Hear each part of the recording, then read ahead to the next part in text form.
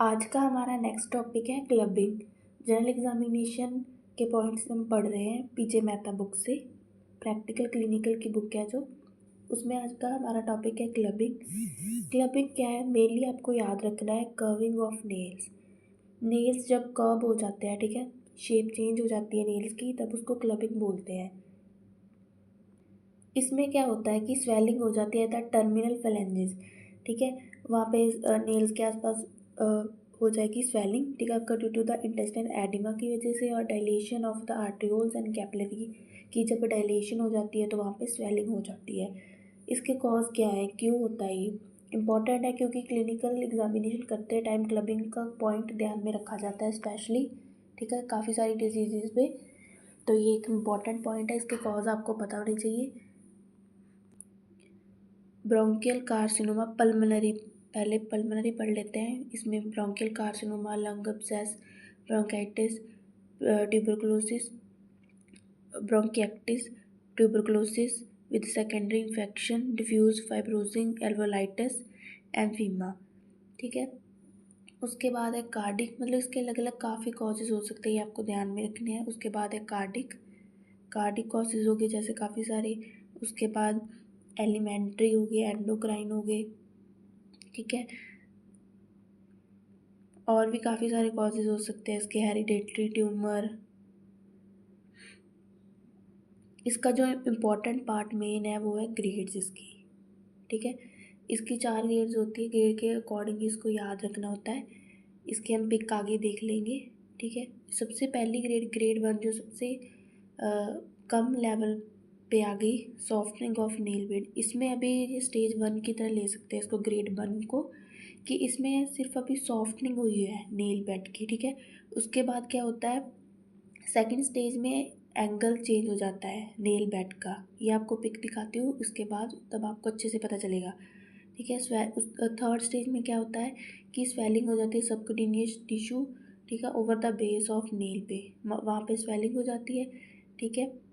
तो वहाँ की स्किन क्या हो जाती है, वहाँ की स्किन टेंस हो जाती है और शाइनी और वेट, ठीक है, और वहाँ का कर्वेचर इंक्रीज़ हो जाता है और ये ड्रमस्टिक अपीयरेंस देती है।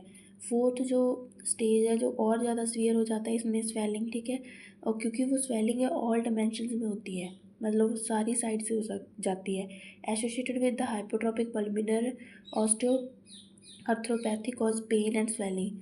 मतलब एक तो इसमें स्वेलिंग होगी सारी, और ठीक है कि ज़्यादा होगी स्वेलिंग, सीवियर है क्योंकि ये इसमें पेन भी होता है, ठीक है, एंड रेडियोग्राफी का एविडेंस इसमें देखने को मिलते हैं।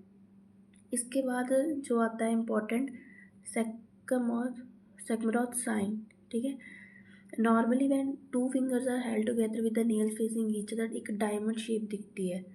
जब भी हम 2 नेल्स को जोड़ते हैं ना तो उनके बीच जो स्पेस दिखती है डायमंड शेप, वो नॉर्मल नेल्स में दिखती है, पर ये क्लबिंग के केस में हमें ये डायमंड शेप नहीं दिखाई देती। ये देखो, ये तो नॉर्मल नेल हो गया, ठीक है। उसके बाद ग्रेड 1, इसमें सिर्फ सॉफ्टनिंग हो रखी है। ग्रेड 2, इसमें जो एंगल चेंज हुआ है ना वो नेक्स्ट पिक में देखेंगे। ग्रेड 3, ठीक है, और ग्रेड 4। उसके बाद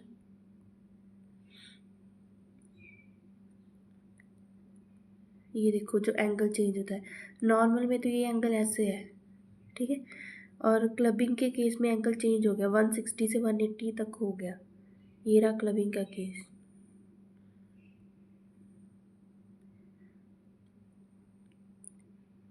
ये रहा स्कैमरोथ साइन।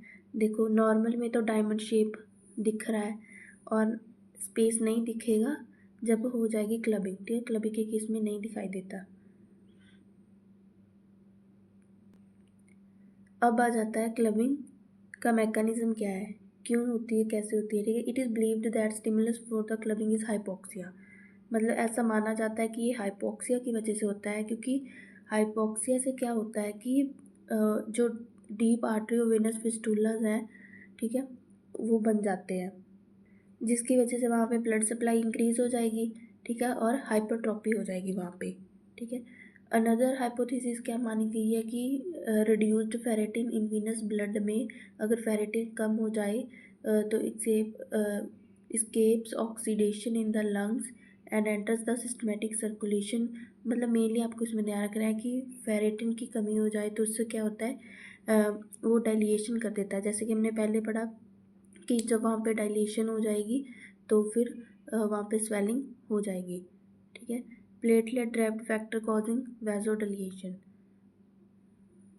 एक सूडो क्लबिंग भी होती है। इसमें क्या होता है कि हाइपर पैराथायरॉयडिज्म और लेप्रोसी के केस में क्या होता है, बोन की एक्सेसिव रिजॉर्प्शन की वजह से जो टर्मिनल फ्लेंजेस है ना, result in the disappearance of terminal flanges with telescoping of soft tissue बन जाता है, ड्रमस्टिक अपीयरेंस देता है। ये सूडो क्लबिंग है। मतलब वहाँ पे असल में क्लबिंग नहीं हुई, वो हाइपर पैराथायरॉयडिज्म और लेप्रोसी के केस में बोन की एक्सेसिव रिजॉर्प्शन की वजह से वहाँ पे ऐसा लग रहा है कि वैसी सी अपीयरेंस है। ठीक है। तो इन केसेस में भी ये दिखता है पर वो असल में नहीं है। वो सूडो का मतलब होता है फॉल्स क्लबिंग। ठीक है। तो ये आपको अच्छे से देख के डायग्नोज करना होता है कि उसको हाइपर पैराथायरॉयडिज्म तो नहीं है ना, ये सब कंडीशंस देख के। उसके बाद हमारा नेक्स्ट टॉपिक है साइनोसिस। इसको हम नेक्स्ट वीडियो में देखेंगे। वीडियो अच्छी लगे तो लाइक शेयर सब्सक्राइब करना और कमेंट में बताना। अगर कुछ सजेशन हो तो वो भी ज़रूर बताना।